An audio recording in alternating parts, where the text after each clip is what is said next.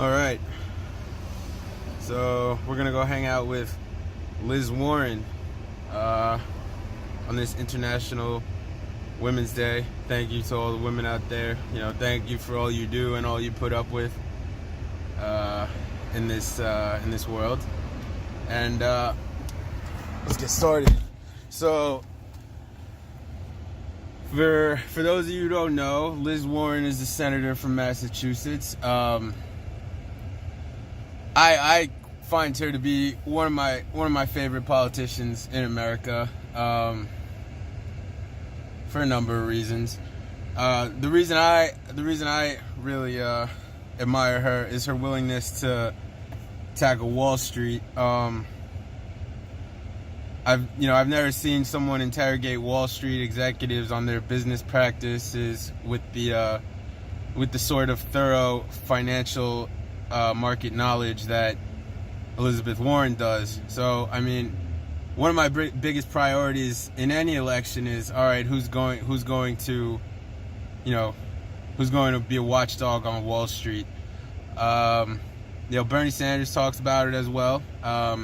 But if that was the only issue in this election, I think this is much more Liz Warren's wheelhouse than anything. Liz Warren is the ultimate consumer protector and the ultimate financial market watchdog right now, in my opinion. Bernie Sanders is great all across the board, but Liz Warren is great at this too.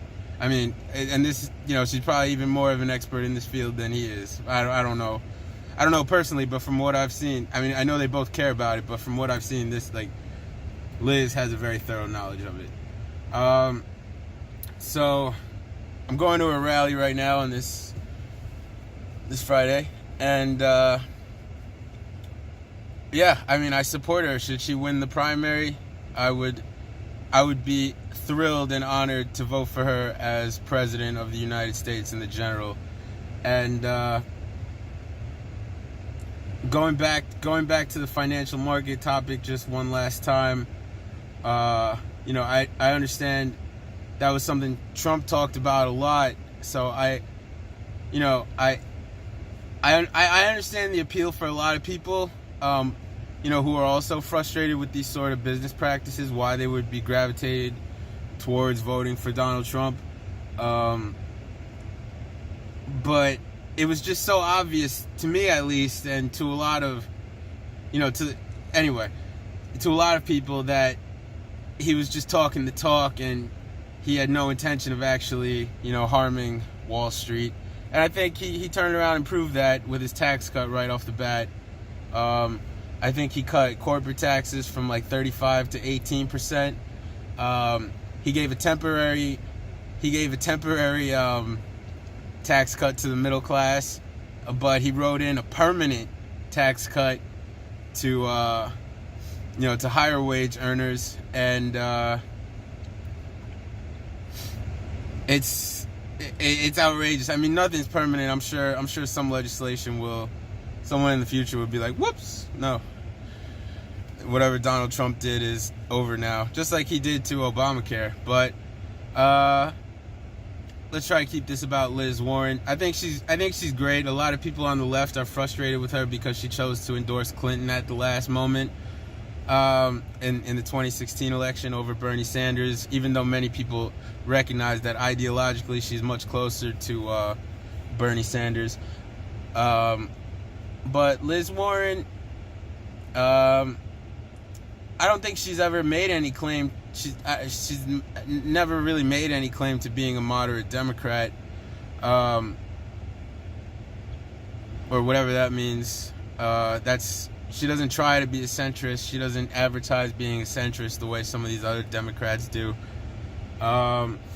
Everybody generally knows where she stands, and a lot of people in the upper crust are afraid of her. So, a lot of people on the left are frustrated that she chose to endorse Clinton, but, I guess, she has we don't know her relationship with Clinton, unfortunately.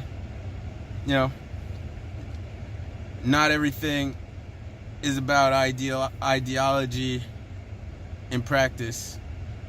So I don't know where her head was at. I don't know, but I'm not gonna hold that against her in the general election. And if Bernie Sanders were not running, she would be my number one. Like, I'm just putting that out there. I like Tulsi too, but if there were no Sanders, I'd likely step in and vote for Liz. So I can't wait to hear what she has to say, and let's get to it. So we're here in Long Island City, just walking up to the facility, the ARC, where Liz will be speaking. Against my better judgment, I chose to leave my car alone parked along the road on Northern Boulevard, which is one of the most heavily trafficked roads in New York. And I'm pretty scarred because one time I left my car parked in Brooklyn and someone smashed into it, and I had to, I came back to an empty parking space, and I was like, what the hell? So we'll see if Gardell gets home tonight. Hopefully I'll trust the drivers of New York tonight, and we'll see what happens. Yeah, so I'm walking up 36th Street. I should be there shortly. Here we are. Looks like this is going to be a much more intimate affair than Sanders, but this is still pretty cool.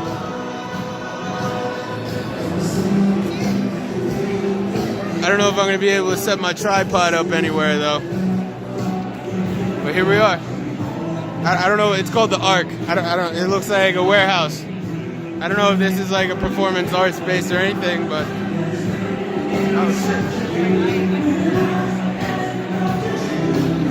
I got a press pass. Yeah. Woo!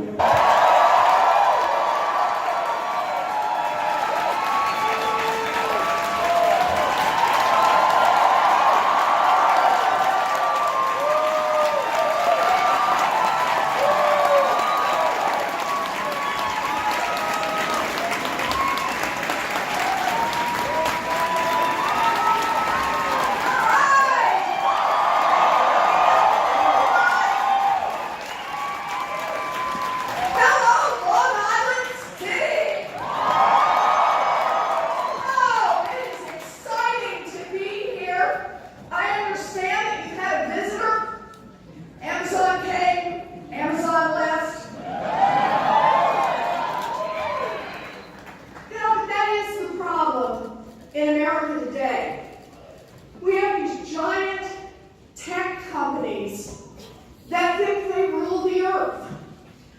They think they can come to towns, cities, states, and bully everyone into doing what they want.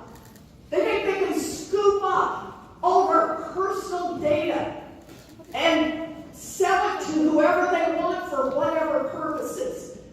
They think they can run their business to just roll right over every small business, every entrepreneur, every startup that might threaten their position. And what does our government in Washington do? Nothing. Soft, looks away, doesn't have anything to say about it. Well, I'm going to tell you this. I want a government that isn't here to work for giant tech companies. I want a government that's here to work for the people.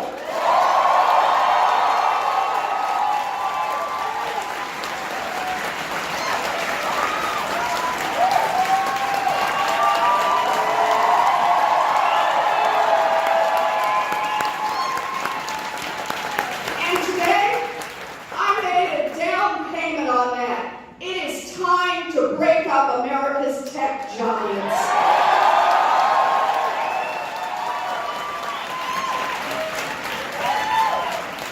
Two parts to this.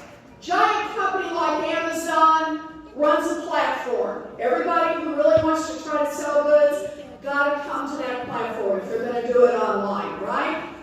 But what else do? They get information. From every purchase, every sale, they know about every buyer, they know about every seller, and then when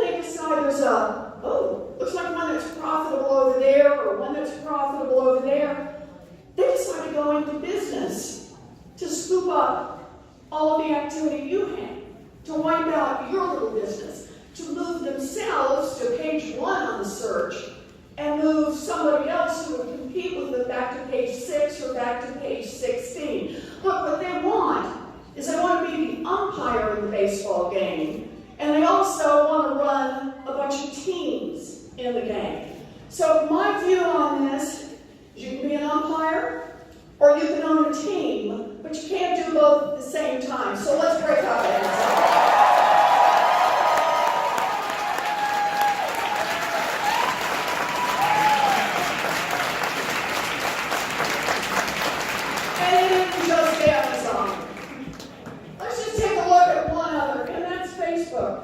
Anybody in here a little worried about how Facebook uses your data? Yeah, just a little bit worried. So some of you may know there was another company that came along, WhatsApp, and they said we're going to offer you a lot more data privacy.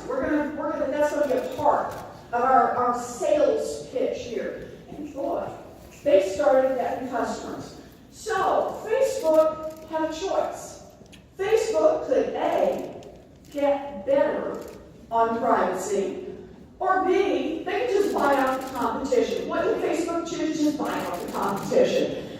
No, giants are not allowed to buy out the competition. The competition has to be given a chance to thrive, grow, and either the giant gets better or the giant dies.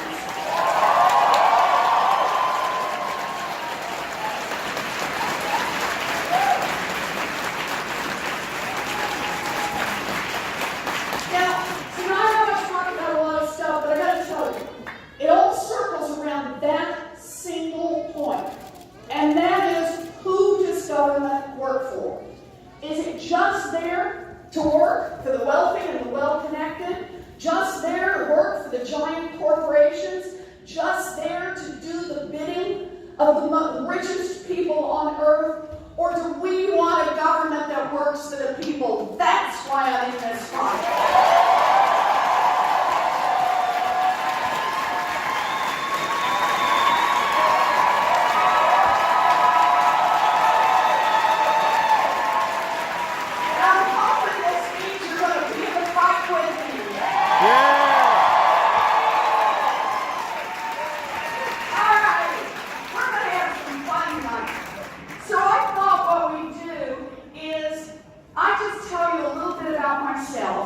Talk for a little bit, and then we'll take some questions. Mike's going to be the one who's going to run the questions. I think he's already called 3 numbers. We'll do some more. Idea behind the numbers is everybody gets an equal chance to ask a question. We'll do a few questions, and then anybody want to take a picture? Yeah! I'll stay as long as you want. We'll do pictures right up here in front of the flag.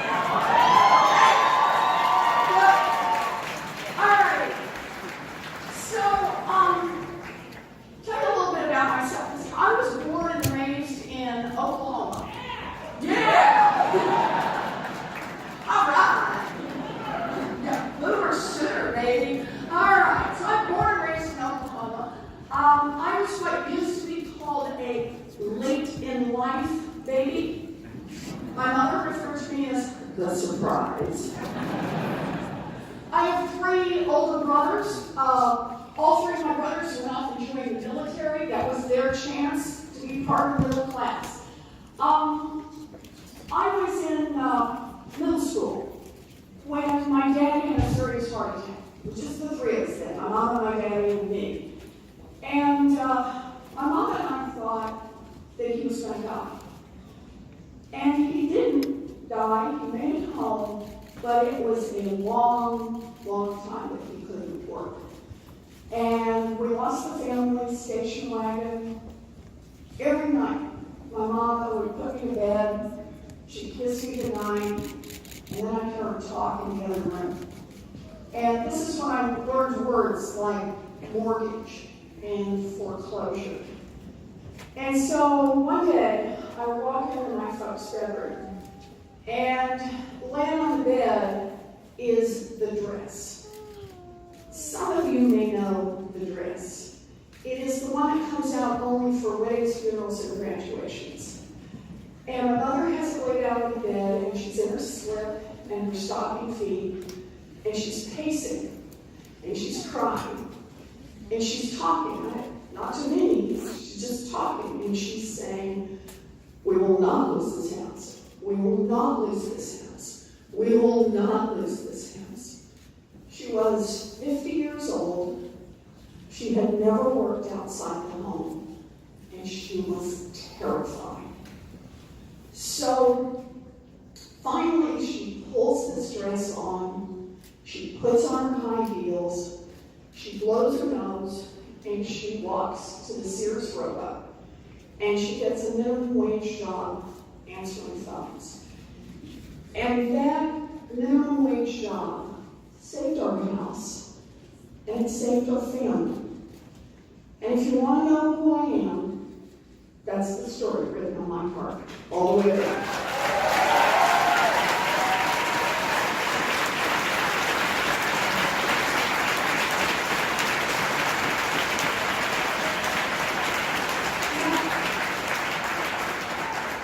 The thing is, for years and years and years, I thought that was a story just about my mom. I thought it was a story that when you're terrified, you reach down deep, you find that thing you need to find, and you pull it up, and you do what has to be done for yourself and your family. And it was years later that I came to understand it wasn't just a story about my mom.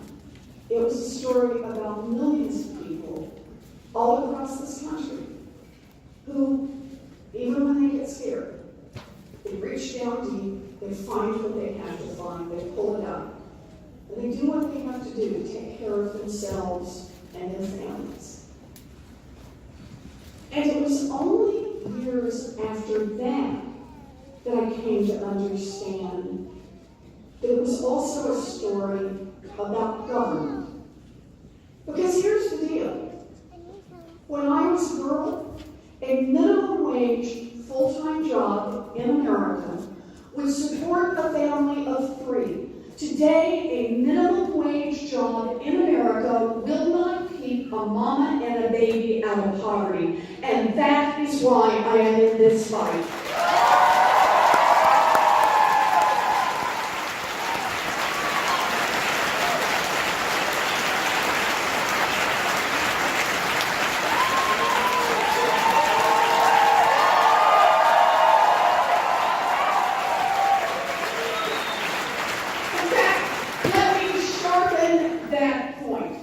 I am in this fight because I know why that change has occurred. Washington once asked the question, what does it take a family of 3 to survive? And that's where they set the minimum wage. Today, Washington asks, what will enhance the profitability of giant multinational corporations? Well, I want a government that isn't working for giant multinational corporations. I want one that works for little families like ours.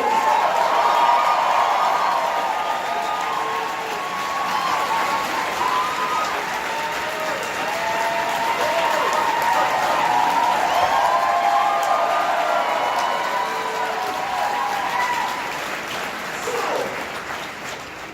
we make it on through. I have a dream. I want to be a public school teacher. We got any public school teachers in our district? I want to be a public school teacher. That means college. We got no money. It's a long and twisty story for me that includes falling in love at 19, getting married to husband number 1. Anyone who numbers them, yes. Drop out of school, get back on, but finally, end up becoming a special needs speech therapist in public school. I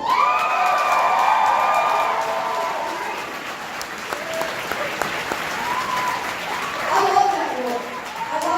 It's calling. And here's the thing. I'd probably be doing it, but by the end of the first year, I was visibly pregnant. And in those days, that meant you didn't get invited back.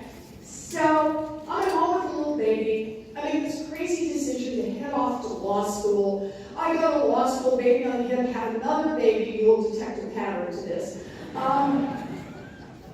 But I ended up right back in teaching. Instead of teaching little kids, I'm teaching tall kids in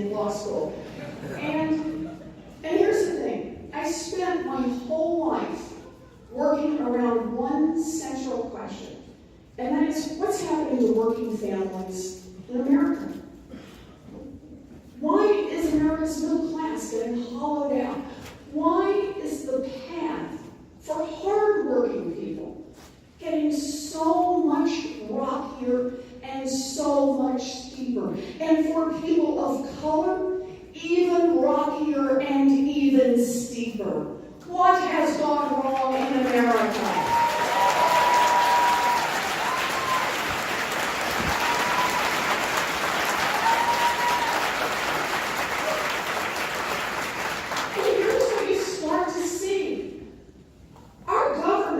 Washington works great.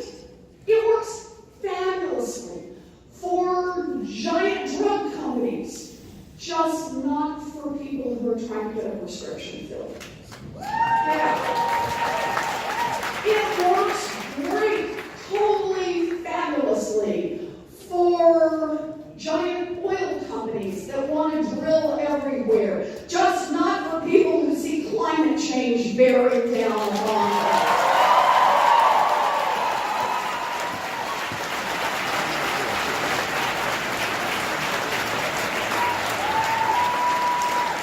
It works great for payday lenders, just not for people of color and communities and poor people who are targeted and whose lives are torn apart by them.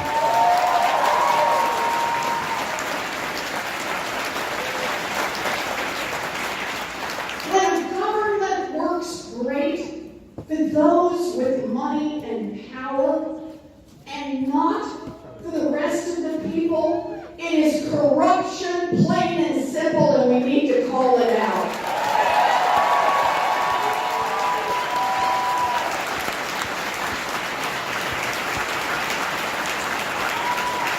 Corruption, plain and simple. And understand, whatever issue brought you here tonight, whether it's income inequality, whether it's climate change, whether it's gun safety, whether it's student loan debt burden, whether or not it's affordable child care, whether or not it's housing, whatever brought you here tonight, I guarantee there are decisions made in Washington that directly touch on every one of those issues, and those decisions run straight through the problem of corruption and money in Washington.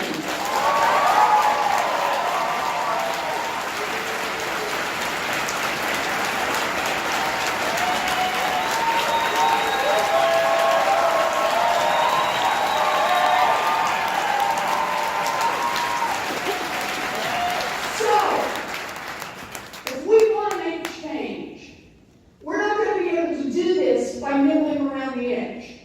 A little statute over here, a couple regulatory changes over there, an adjustment here, maybe a couple of amendments over there. That is not going to get the job done. We need big structural change in this country.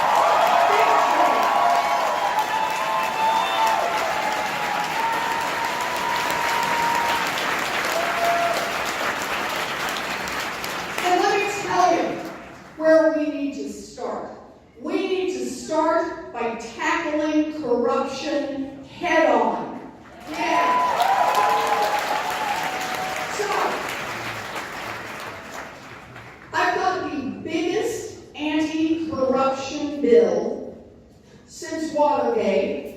We need a big bill because it is a big problem.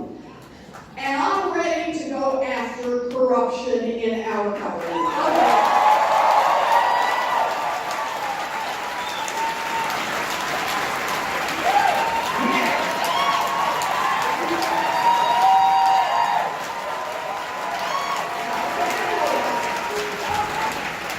So I just want to tell you a few of the pieces of it. So it's long, it's big, it's complex, because there's a lot going on about the influence of money. But I want to tell you about a few pieces in this bill. The first one, end lobbying as we know it.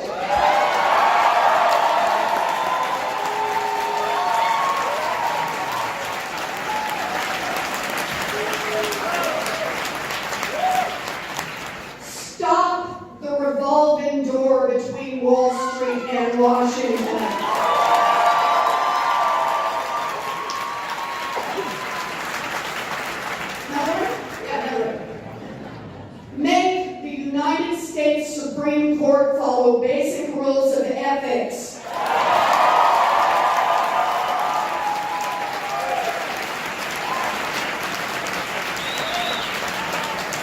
Okay, one more. Anyone who wants to run for federal office should have to put their tax returns online.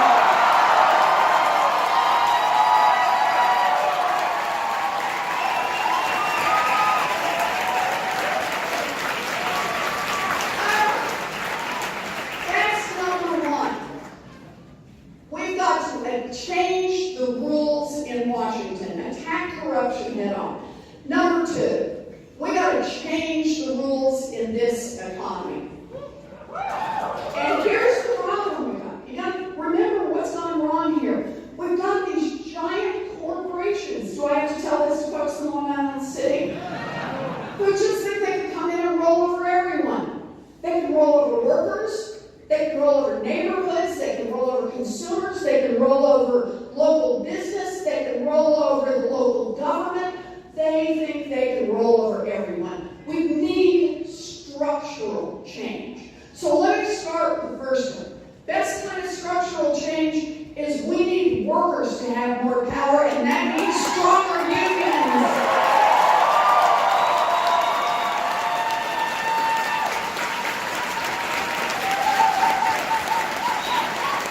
Unions built America's middle class. Unions will rebuild America's middle class.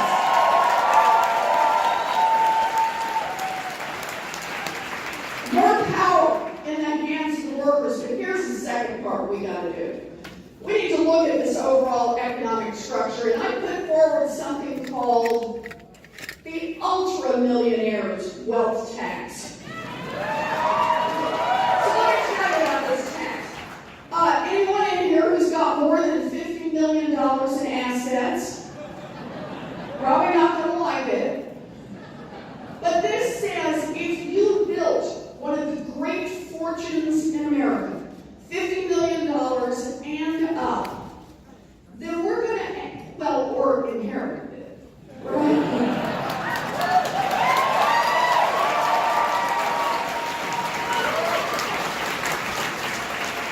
I'm going to say to those who have that kind of fortune, you got to pay 2% a year of your wealth back into the kitty for the rest of us to be able to build some opportunity. So I just want to talk to you for a second about what that would do. Because I want you to think a little bit about structure right now in America. Right now, the top 0.1%, which is about the guys I'm talking about, richest 75,000 families in America, these would be the people who would have to pay something on this ultra-millionaires tax. Today, this year, they're going to pay about 3.4% of their total wealth in taxes, in all forms of taxes they pay. The 99.9%, which might include some of you, are going to pay 7.4% of their wealth, more than double. I am tired of freeloading billionaires. In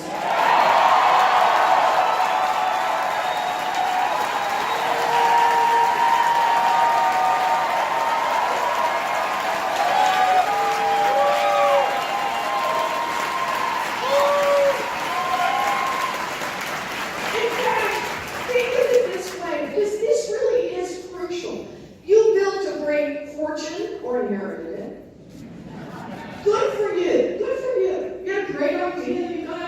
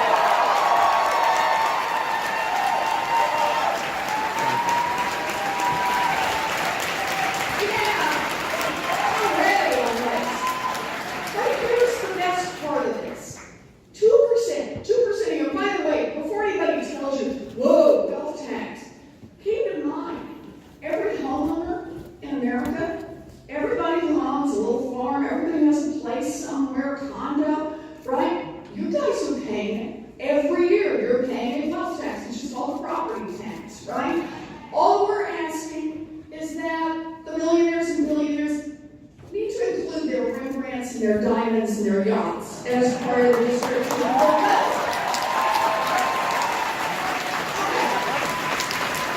So, that's money from the wealth tax. I just want to say a word about what we can do with it.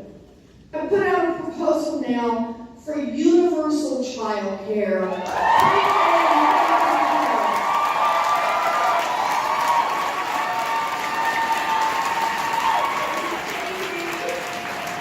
We got a really happy baby in the back there over that one. She's dancing baby. Because here's the deal. Do you realize with what... So that's the end of the rally. Sorry, my phone died. I did not get the full footage like the Sanders rally, but you know, I promised all my viewers I'll get it together. I got a battery pack, but I didn't bring the wire. So as you can see, there's Liz post-rally in the purple. She's answering some questions right now.